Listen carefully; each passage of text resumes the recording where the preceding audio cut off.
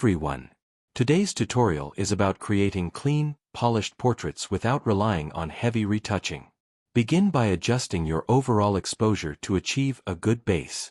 Fix uneven lighting by balancing your highlights and shadows. For skin, keep it natural. Reduce harsh texture slightly but avoid blurring details. Improve eye clarity by brightening them gently and adding a bit of contrast for sparkle. Tone down strong colors in the background so the face becomes the main focus. Add a small touch of warmth to skin tones to make the portrait feel lively. Finally, add controlled sharpening to essential facial features. Portrait editing should feel subtle and respectful to the original image. Thanks for watching. More photography and editing tips are coming soon.